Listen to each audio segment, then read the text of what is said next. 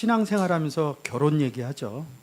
결혼 얘기하면서 다 보시면 자녀들이 있고 출가한 자녀 있고 앞으로 출가시킬 자녀가 있는 거로 알고 있어요. 그래서 우리가 자녀들이 결혼하면 어떻게 결혼하라고 그래요?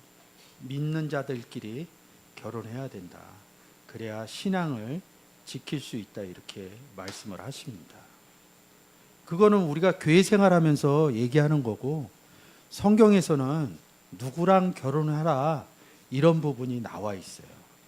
근데 성경적으로 보지 않고 그냥 교회 생활에 하면서 믿는 자들끼리 결혼하라 이런 의미를 가져간 게 제가 조금 전 얘기한 내용입니다. 아브라함이 아침에 일찍이 일어나 떡과 물 한 가죽 부대를 취하여 하갈의 어깨에 메어주고 그 자식을 이끌고 가게 하매 하갈이 나가서 부엘세바 들에서 방황하더니 가죽 부대의 물이 다한지라 그 자식을 떨기 나무 아래 두며 가로되 자식의 죽는 것을 참아보지 못하겠다 하고 쌀 한 바탕쯤 가서 마주 앉아 바라보며 다 방성되고 가니 하나님이 그 아이의 소리를 들으심으로 하나님의 사자가 하늘에서부터 하갈을 불러 가라사대 하갈아 무슨 일이냐 두려워 말라 하나님이 거기 있는 아이의 소리를 들으셨나니 일어나 아이를 일으켜 내 손으로 붙들라 그로 큰 민족을 이루게 하리라 하시니라. 하나님이 하갈의 눈을 밝히심에 샘물을 보고 가서 가죽 부대에 물을 채워다가 그 아이에게 마시었더라. 하나님이 그 아이와 함께 계심에 그가 장성하여 광야에 거하며 활 쏘는 자가 되었더니 그가 바란 광야에 거할 때에 그 어미가 그를 위하여 애굽 땅 여인을 취하여 아내를 삼게 하였더라. 이 누구 얘기예요? 아내를 삼게 하였더라. 결혼한 얘기를 성경에서 특히 구약에서 좀 찾아볼게요.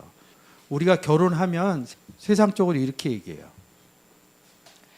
법률적, 사회적, 종교적 요소를 포함하고 있다.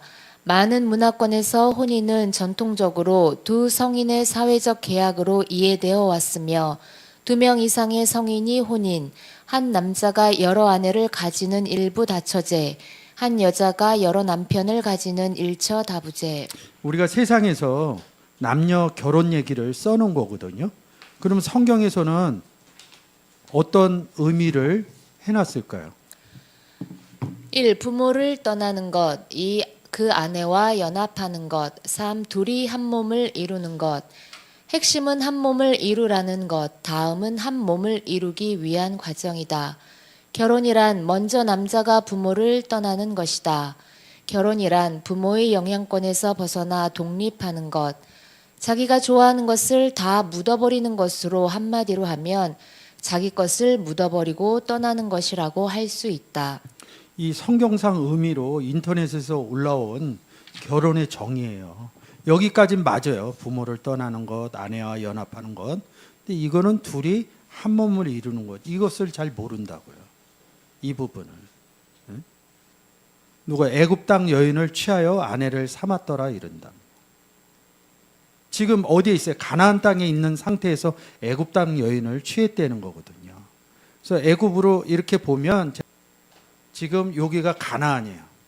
가나안이 그리스도 안에 들어간 예표다 이럽니다.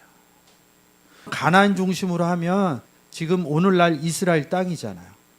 이스라엘 땅을 빼놓으면 이스라엘 민족, 유대 민족을 빼놓으면 뭐예요? 나머지가 다 이방이라는 뜻이죠. 애굽 여인을 취했다 그러면 이방 여인을 취했다는 거잖아요. 이방 여자를 아내로 삼았다는 얘기잖아요. 지금 애굽이 나왔으니까. 그러면 이방의 정의를 좀 생각하면 되죠. 이방 나라 할 때 표현을 한 걸 많이 했죠. 이방 이런 부분을. 근데 성경에서는 무엇을 이방이라고 그러느냐.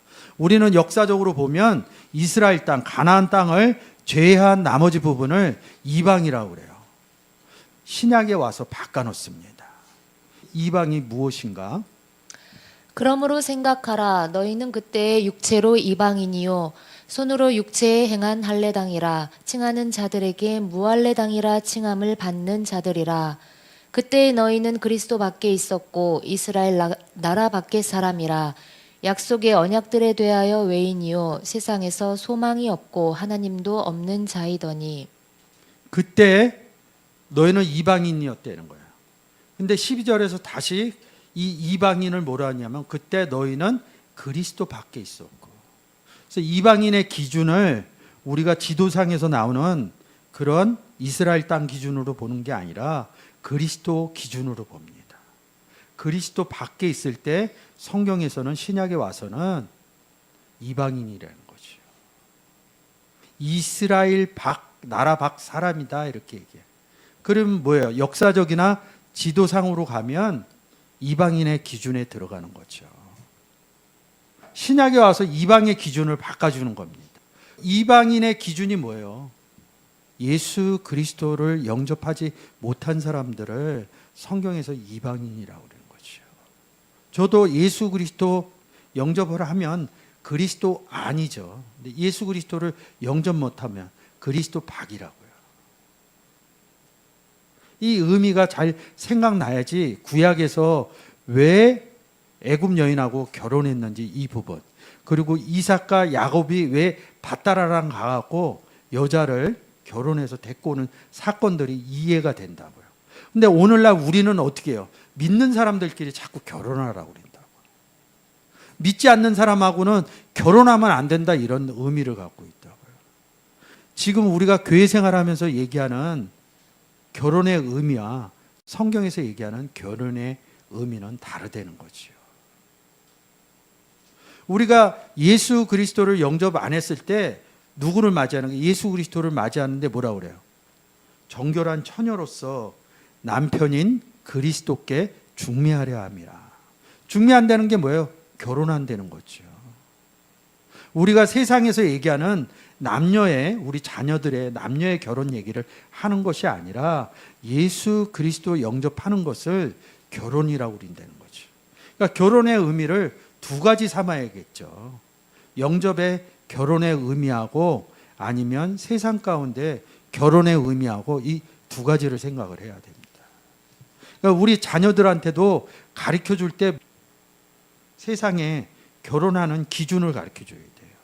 이왕이면 교회 다니는 사람들끼리 하면 좋아요. 교회 안 다니는 사람들하고 서로 좋아하는데 결혼 못하게 하는 것은 뭐 제가 볼 때는 성경적이지 않다는 거죠. 이렇게 얘기하잖아요. 결혼할 때 결혼하면 교회 나가야 된다. 교회 나간다는 조건은 뭐예요? 예수 그리스도 영접. 이게 바로 되는 거죠. 그래서 좀 한 번 되새기는 의미에서 고린도후서 11장 2절과 계시록 21장 9절 한번 읽어주세요. 내가 하나님의 열심으로 너희를 위하여 열심 내노니 내가 너희를 정결한 처녀로 한 남편인 그리스도께 드리려고 중매함이로다. 7 대접을 가지고 마지막 7 재앙을 담은 7 천사 중 하나가 나와서 내게 말하여 가로되 이리 오라. 내가 신부 곧 어린 양의 아내를 내게 보이리라 하고. 예수 그리스도 영접 못했을 때, 영접할 때 정결한 처녀로서 남편이 그리스도께. 그래서 우리를 뭐라 그래요? 그리스도의 신부라고 그러죠. 그래서 계시록 21장 9절에 써 있는 거예요. 신부 곧 어린 양 누구? 예수님의 아내가 됐다. 세상에서 남편 아내 이 얘기를 하는 게 아니라는 거죠. 성경에서. 이런 부분으로. 근데 이게 성경으로 같이 보지 않으면 이런 것들이 헷갈리는 거예요. 우리는 더 어떤 부분에서 많이 사요? 세상살이가 우리의 삶에 더 많은 내용을 차지한다고요. 그러니까 성경적으로 못 들어오는 거예요. 교회 다니는 자녀한테 믿지 않는 자하고 결혼하면 안 된다 이렇게 얘기를. 성경하고 다른 얘기를 좀 한다는 거죠. 성경적으로 하려면 어떻게 해요? 자녀를 주 안에서 바르게 세워놔야죠. 이런 부분을 가르쳐줘서. 근데 배우자를 만났으면 그 사람을 사랑하게 되면 예수 믿는 사람이면 예수 믿는 사람끼리 저는 결혼해도 된다고 생각합니다. 근데 우리 자녀가 배우자 될 사람이 예수를 믿지 않아요. 그러면 예수 믿게 해주면 된다는 거죠. 이게 성경적이라는 거죠. 내가 너로 하늘의 하나님 땅의 하나님이신 여호와를 가리켜 맹세하게 하노니 너는 나의 거하는 이 지방 가나안 족속의 딸 중에서 내 아들 이삭을 위하여 아내를 택하지 말고 나의 주인이 나로 맹세하게 하여 가로되 너는 내 아들을 위하여 나 사는 땅 가나안 족속의 딸 중에서 아내를 택하지 말고. 이삭의 아내를 어디 가서 취해요? 밧단 아람이라는 데 가서 취한다고요. 밧단 아람은 어디예요? 이방이라고. 이방. 여기 있다가 여기 있는 여자를 데리고 들어오는 거예요. 일로 데리고 들어오잖아요. 그래서 가나안이 뭐예요? 그리스도 안에 들어가는 예표라고요. 누구도 그래요? 야곱도 또 그렇게 한다는 거죠. 이방 여인하고 결혼하는 거예요. 세상 성별로 하면 저는 남자입니다. 여러분 여기 남자분도 있고 여자분도 있지만, 근데 그리스도 중점적으로 하면 세상 기준에 남자 여자는 다 여자로 변한다는 거죠. 이런 기준이 적용이 안 되면 이런 부분들이, 성경에서 얘기하는 이런 부분들이 적용이 안 된다는 거죠. 창세기 28장 1절. 이삭이 야곱을 불러 그에게 축복하고 또 부탁하여 가로되 너는 가나안 사람의 딸들 중에서 아내를 취하지 말고. 에서가 본즉 이삭이 야곱에게 축복하고 그를 밧단 아람으로 보내어 거기서 아내를 취하게 하였고 또 그에게 축복하고 명하기를 너는 가나안 사람의 딸들 중에서 아내를 취하지 말라 하였고. 왜 두 번씩이나 가나안 족속 딸 중에서 아내를 택하지 말라 그랬을까요? 아까 고린도후서 11장 2절이 깨달아져야 돼. 일단 이 아내 여자 이거를 왜 취하지 말라. 예수 그리스도 영접한 사람에게 다시 예수 그리스도 전하지 말라, 이런 뜻하고 같습니다. 그래서 여기서 제가 취하지, 택하지, 이 단어가 라카으라는 단어예요. 신약으로 보면 영접하다 이런 뜻이에요. 우리가 정결한 처녀로 남편인 예수 그리스도께 이렇게 할 때 이 내용이 뭐예요? 영접한다는 얘기거든요. 이 구약에서는 취하다 이 부분으로 라카으라는 단어를 써서 영접하고 이런 뜻이 숨겨져 있다는 거죠. 그 성경의 결혼의 의미는 예수 그리스도를 영접하지 않는 사람, 예수 그리스도를 남편으로 받아들이지 않는 사람하고 나하고 결혼을 시키는 게 아니라 예수 그리스도가 없는 사람들, 정결한 처녀를 만들어서 결혼을 시키라는 뜻입니다. 저도 성경을 볼 때 이런 뜻을 잘 못 알아들었어요. 왜 거기 가서 그럴까? 고린도후서 11장 2절 때문에 이런 내용들이 깨달아진 거죠. 민수기 36장 3절. 그들이 만일 이스라엘 자손의 다른 지파 남자들에게 시집가면 그들의 기업은 우리 조상의 기업에서 감삭되고 그들의 속할 그 지파의 기업에 첨가되리니 그러면 우리 제비 뽑은 기업에서 감삭될 것이요. 뭔가 없어진다는 얘기죠. 안에서 가나안 땅에서 결혼하지 말라는 소리입니다. 예레미야서 16장. 너는 이 땅에서 아내를 맞이하지 말며 자녀를 두지 말지니라. 이곳에서 낳은 자녀와 이 땅에서 그들을 해산한 어머니와 그들을 낳은 아버지에 대하여 여호와께서 이와 같이 말씀하시오니. 여기서 이 땅이라는 것은 가나안 땅입니다. 아내를 맞이하지 말라 이릅니다. 성경은 일률적으로 얘기를 하고 있어요. 아내를 취하지 말라, 가나안 땅에서 취하지 말라, 이런 사람들은 그리스도 안에 들어간 사람들, 구원받은 사람들 얘기고, 야곱과 에서 얘기하는데 지금 에서가 팥죽한 거로서 장자권 나누죠. 그래서 그 결론적으로 보면 에서는 구원을 얻지 못한, 영접하지 못한 상태로 나옵니다. 에서는 어떻게 해요? 36장. 에서가 가나안 여인 중 헷 족속 중 엘론의 딸 아다와 히위 족속 중 시브온의 딸 아나의 소생 오홀리바마를 자기 아내로 취하고. 가나안 여인을 아내로 취하잖아요. 반대적인 의미로 숨겨놓은 거라는 거죠. 우리가 구약에서 보면 이방 여인들을 다 취한다고요. 아브라함도 그래서 그두라를 취하는 겁니다. 후처를. 이게 다 영접하는 얘기예요. 이게 역사적인 부분으로 보면 이런 것들이 안 보여질 수 있습니다. 민수기 12장. 모세가 구스 여자를 취하였더니 그 구스 여자를 취하였으므로 미리암과 아론이 모세를 비방하니라. 여기 또 구스죠. 우르, 미디안. 요 구스, 애굽 밑에입니다. 다 가나안 밖의 여자들이죠. 그러니까 가나안 밖이라는 건 뭐예요?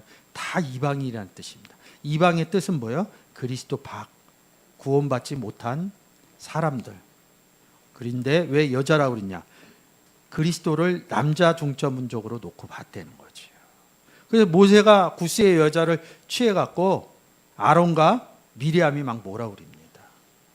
그래서 진바깥으로 쫓겨나는 거죠. 아브라함이나 모세나 당연히 이방 여인을 취하는 거죠.